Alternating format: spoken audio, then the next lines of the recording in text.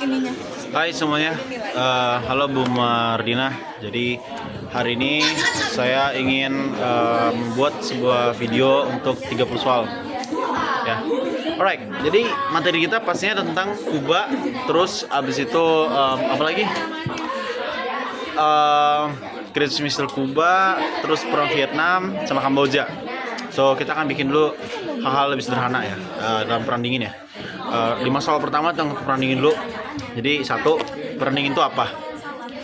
Gak usah pakai PG aja Bu ya, langsung aja. Jadi perang dingin itu pasti jawabannya adalah sebuah perang yang berlangsung setelah perang dunia kedua, yang merupakan pertempuran antara blok barat dan blok timur, tetapi sesuai dengan namanya dia tidak menggunakan persenjataan, setidaknya secara langsung ya. Jadi dia adalah sebuah perang ideologis. Nah, terus kedua, apa itu perang ideologis? Ya, perang ideologis adalah sebuah perang yang ingin menentukan tentang ideologi mana yang nanti akan menang dalam masa atau periode berikutnya. So ketiga adalah bagaimana sih mekanisme daripada perang ini yang akhirnya memberikan sebuah gelar, yaitu perang proksi. So mekanismenya adalah bahwa negara Amerika Serikat yang mengepalai blok barat dan juga negara Uni Soviet yang mengepalai blok timur ini masing-masing menunggangi negara-negara kecil atau negara-negara bawahan atau negara-negara sekutu mereka, yang nantinya ujung-ujungnya akan menimbulkan ya seperti itu, mereka mengalami peperangan tapi tidak mereka secara langsung, karena kalau mereka secara langsung ya mungkin nuklir akan diluncurkan dan lebih baik mereka bertempur tidak secara langsung. Nah, tadi pertanyaan keberapa itu tadi? Apa itu perang dingin? Apa itu perang perang ideologis? Kemudian metodenya apa sampai disebut sebagai perang proksi? Oke. Terus yang keempat adalah tentang kira-kira dalam perang dingin ini gitu ya, siapa aja aktor utamanya? Ya, tadi udah dijawab sebenarnya, United States sama Uni Soviet, US sama US. Nah, terus yang kelima, pertanyaan kelima tentang kalau gitu apa tujuan dari perang ini? Sebenarnya tujuannya simple. Ideologi mana akan memenangkan dunia? Apakah kapitalisme atau komunisme? Nah, sekarang kita akan masuk ke 5 soal berikutnya gitu ya. Yaitu tentang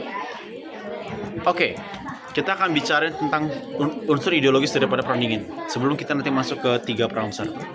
Satu, apa itu kapitalisme?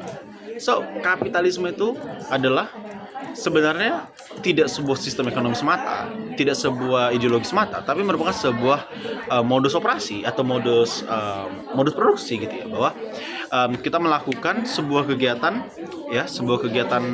produksi barang dan jasa itu ya untuk memperoleh sebuah imbalan, untuk memperoleh sebuah kepemilikan terhadap suatu barang, sebuah aset.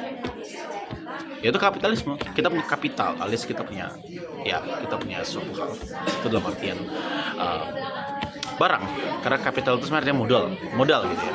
Terus yang selanjutnya ya, nomor 7, apa itu komunisme? Komunisme itu sebenarnya sejatinya sebuah ideologi yang menyatakan bahwa semua orang tuh harus setara gitu ya. Jadi ya nggak ada kaya, nggak ada miskin, tidak ada lagi namanya kelas sosial.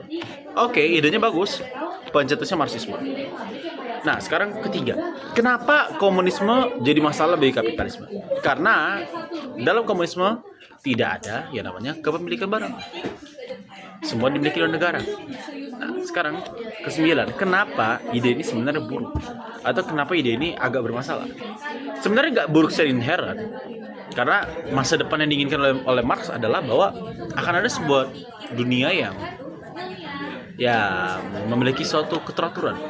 Masalahnya adalah dunia ini bukan dunia ideal, jadi dia naif. Ya setidaknya tidak dapat berlakukan, gitu kan? Semua orang pasti akan memiliki sesuatu. Jadi itu bermasalah karena tidak realistis. Ke-10, kenapa kapitalisme ini realistis? Ya karena memang manusia ingin memiliki. Jadi ya sederhana. Misal contoh Anda pengen punya seorang wanita atau ingin seorang pria, itu kapitalisme. Hanya saya belum masuk ke duit. Ya, sorry Bu Marina, jokesnya garing. Ya. Ke-11, sering kali di kita kalau ngebahas tentang perang dingin atau perang proksi, itu mikirnya, mungkin perang ini nggak benar-benar menggunakan senjata sama sekali. Wrong. Jadi pertanyaan yang ke-11 adalah, apakah perang ini benar-benar tidak menggunakan senjata? Jawabannya enggak, masih pakai senjata, tapi nggak langsung oleh Amerika Serikat sama Uni Soviet. Alright. Terus selanjutnya yang ke-12. Oke, tadi kita udah bahas tentang persenjataan. Apakah yang di ke-12 ini adalah senjata jenis apa yang kira-kira dipakai dalam perang? Ya sebenarnya yang dipakai dalam perang ini mayoritas adalah senjata artileri gitu ya, dan juga menggunakan tank segala macam. Ada juga beberapa menggunakan serangan udara, tapi untungnya tidak ada menggunakan nuklir, karena kalau pakai nuklir kita nggak ada di sini lagi, Bu, dan nggak akan ada pelajaran sejarah lanjut. Yang ke-13, kita akan bahas tentang apakah ada sebuah krisis yang mengakibatkan dunia hampir kiamat dalam perang dingin? Jawabannya ada, namanya krisis misil Kuba. Singkatnya adalah kalau misalnya krisis ini terjadi, dunia akan perang nuklir. Dan kalau perang nuklir terjadi, kita udah nggak ada. Nggak mungkin sekolah. Jadi tidak mungkin ada kehidupan sekolah seperti yang kita alami sekarang. Yang selanjutnya adalah tentang krisis misil Kuba itu terjadi kapan? Singkatnya itu 1962. Terjadinya cuma sekitar 5 harian doang. Jadi it's not that long. Tapi kalau itu sampai terjadi sedikit kata iya aja, itu udah mengakhiri nasib kita. Yang ke-15 adalah ya apa yang dimaksud? Yang dimaksud adalah keputusan dari seorang dalam sebuah kapal selam nuklir yang ibaratnya kalau misalnya dia mengatakan iya terhadap keputusan untuk meluncurkan nuklir ketika ada kesalahan dalam sensor, ya berarti nuklir akan diluncurkan. Amerika Serikat juga nanti akan membahas nuklir. Habis itu negara-negara sekutu akan saling bertempur. And it's done. It's done. It's all done. It's done. Kita tergeprek, kita hancur. Terus pertanyaan ke-16. Oke. Krisis misil Kuba. Siapa sih ibaratnya hero sama villainnya? Hero-nya si orang yang ditembak di kepala pas lagi jalan, alias John F. Kennedy. Villainnya siapa? Nikita Khrushchev, bukan Nikita Mirzani. Terus 17. Oke. Kalau gitu apa aja sih transportasi yang menjadi penentu bagi akhir dari krisis misil Kuba? Ya sebenarnya yang menjadi hal di sini adalah transportasi yang merupakan kapal selam. Karena kapal selam ini adalah kapal selam nuklir, menyimpan nuklir. 18. Apa yang menyebabkan krisis misil Kuba? Ya karena ceritanya Uni Soviet kasih sebuah markas gitu ya, tempat untuk memberikan nuklir gitu ya. Itu dekat dengan pantai Florida, yang jaraknya cuma 100 kilometeran dari Kuba. Ya Kuba ini maksudnya kita masukkan ya. Jadi di Kuba yang dekat sama pantai Florida. Nah, oleh karena itu pasti Amerika merasa terancam, wajar. Bayangin aja di depan rumah kita ya Bu ya, tiba-tiba ada orang pasang ratusan kembang api. Tenang nggak kita Bu? Nggak mungkin kita tenang. Jadi si Amerika Serikat akhirnya marah. Yang ke-19, kenapa dilakukan oleh si Uni Soviet seperti itu? Ya karena si Amerika Serikatnya juga masang di dekat rumahnya si Uni Soviet. Jadi bayangin ternyata tetangga kita kasih mercon gara-gara kita ternyata udah kasih mercon duluan Bu. Wajar. Jadi ternyata Amerika Serikat udah ngasih itu di Turki. Ya udah. Akhirnya apa? Deal-dealan deh kita. Ibaratnya nih. Dealnya adalah ya udah, lu tarik punya lu, gue tarik mercon punya gue, kita damai. Selesai. 21. Sekarang kan kita udah ngomong tentang krisis misil Kuba. Pelajaran apa yang kita dapat dari sini? 1. Jangan pasang mercon sembarangan. Kenapa? Karena kita nggak tahu kapan ternyata lawan kita ini akan bisa membalas balik. Kedua, jangan reckless dalam membuat keputusan. Dan ketiga, selalu tahu cara untuk mengkomunikasikan. Karena akhirnya John F. Kennedy kan dipandang sebagai hero. Nikita Khrushchev dipandang kayak, wah villain lu, parah lu. Akhirnya Uni Soviet mengalami degradasi kepercayaan dalam masyarakat. 22. Kita akan ngomong tentang sebuah perang yang dekat dengan kita. Ya, itu perang Kamboja. Oke. kita ngomong tentang perang Kamboja. Apa sih perang Kamboja itu sebenarnya? Jadi, oke, perang Kamboja ya pasti perang yang terjadi di Kamboja dong. Nggak mungkin perang yang terjadi di Malaysia. Karena kalau kayak gitu, ya berarti itu bukan perang Kamboja, itu perang Malaysia. Pakai logika. Bener. Jujur itu aneh banget. Sorry banget ibu. Sorry banget. Tapi ya terlepas daripada itu adalah sebuah perang yang terjadi sekitar tahun 1960-an yang melibatkan komunisme dan kapitalisme lagi. Jadi ada Pangeran Sihanouk yang dijatuhkan, ya kan? Nah, dijatuhkan sama Lan Nol. Lan Nolnya dijatuhkan lagi sama Pol Pot. Pol Potnya dijatuhkan karena dia nyinggung-nyinggung Vietnam. Balik lagi ke Sihanouk. Gitu aja deh pokoknya. Aneh kan, Bu? Aneh. Jadi kita akan ke pertanyaan nomor 23. Apa yang menyebabkan perang Kamboja? Sebenarnya tadi udah jelasin. Jadi perang Kamboja ini terjadi karena ada sengketa kekuasaan. Begitulah sederhananya.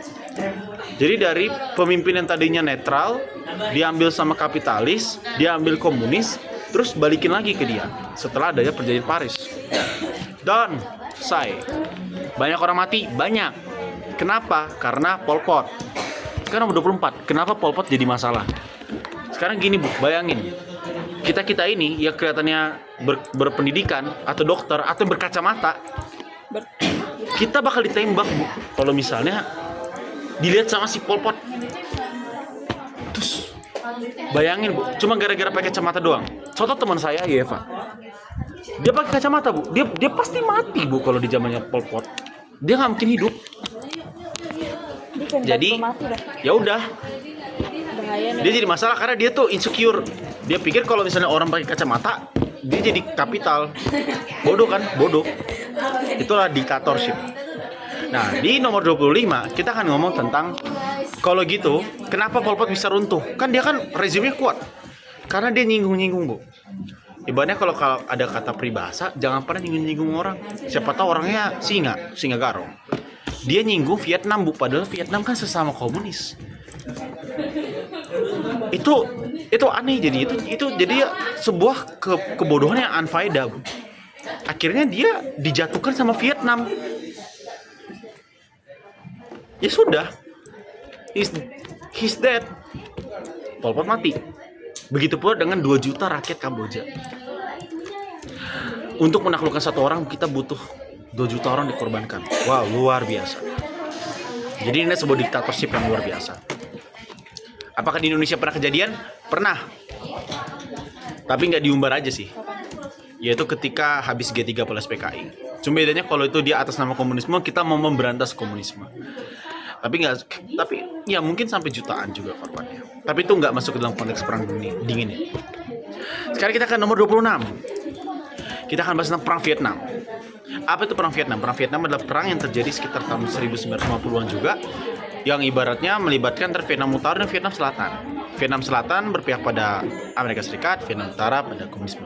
Dibantu sama Cina dan Uni Soviet juga.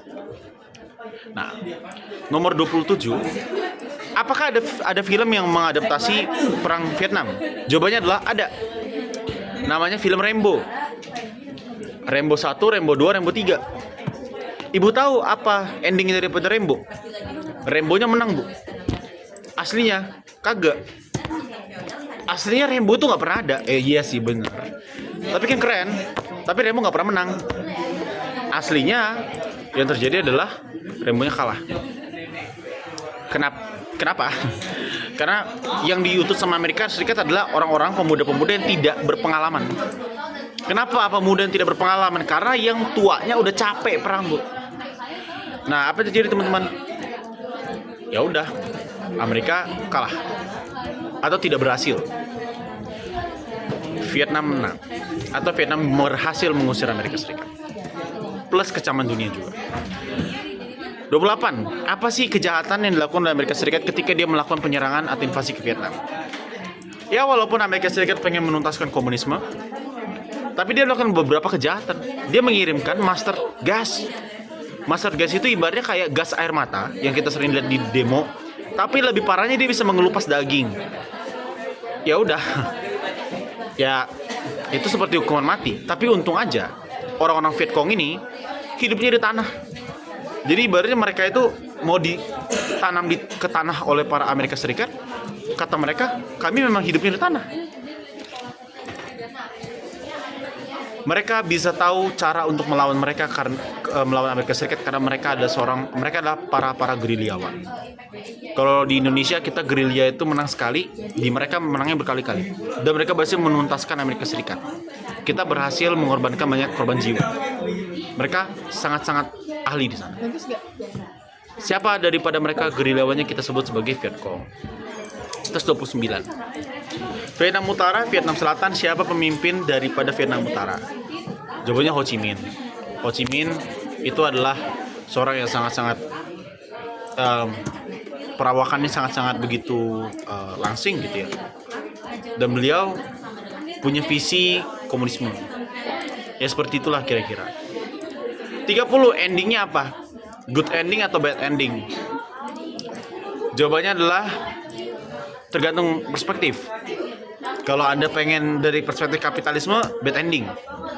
Karena Vietnam Utara yang menang. Dari Vietnam Utara, good ending. Karena kan akhirnya Vietnam yang kita kenal sekarang adalah Vietnam yang menang. So itu aja Bu, terima kasih. Mohon maaf bila mana ada salah kata. Mohon dimaafkan. Dan semoga orang-orang yang berkacamata tidak dieksekusi. Amin. Oleh diktator. Terima kasih. Tolong jangan ada yang kayak Pol Pot. Please. Bye.